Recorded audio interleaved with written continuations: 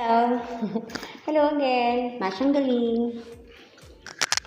Hello, masyang galing at your service. Ayan, ang i-discuss ko ngayon ay ano-ano yung mga things na dinala ko papunta ng Dubai nung pinano ko ng mag-abroad.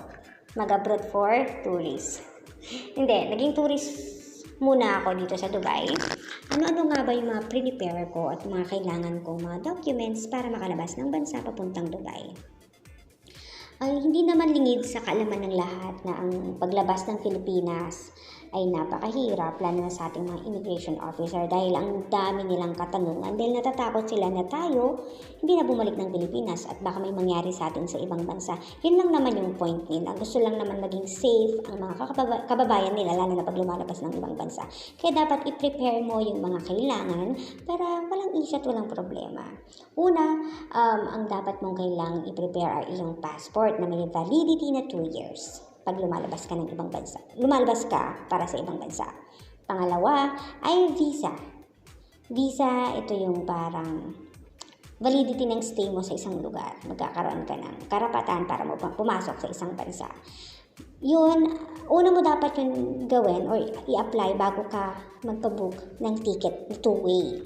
Ticket na two-way para sure na babalik ka pa ng Pilipinas. Apat naman ay show money or pocket money na pangtustos mo sa iyong sarili. Kung meron kang credit card at existing debit card, it's better kasi mahal ang mga gustusin dito sa Dubai.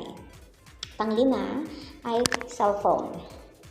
Kasi yan ang pang-contact mo sa mga friends mo or family mo kung ano man ang updates or ang nangyayari sa'yo. Pang-anim ay mga documents na kailangan mong i-prepare like birth certificate,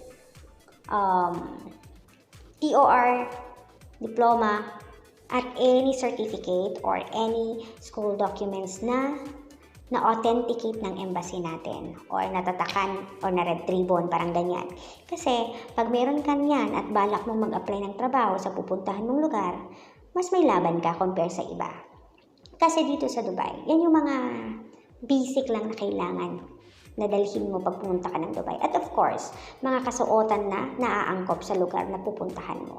Sa mga mosque, mall, tsaka park, dapat syempre hindi naman mo isusuot yung mga hindi karapat-dapat, right? Yung kung anong suot mo dyan sa Pilipinas, ganun pa rin yung suot mo dito sa Dubai. Kasi nababasa ko dati sa mga movies or sa mga vlogs na or mga balita na hindi na-allow yung mga nakikita yung skin mo. Pero hindi sila ganun ka-strict dito.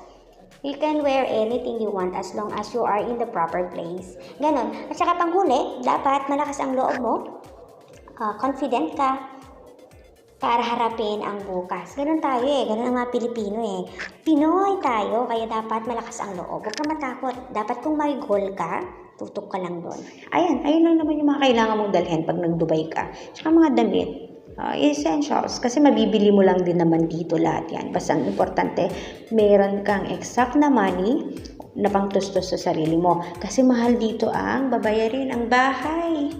Ang pagkain mura lang naman. So, ayun. Yan lang. Sa next naman na video natin, tatalakayin natin kung ano ang mga ginawa ko sa mga unang araw ko or unang weeks ko dito sa Dubai, kung ano ang kailangan kong bilhin at ano ang dapat kong gawin. Paalam, mabuhay ang Pinay. Muhammad Chup Chup. Bye!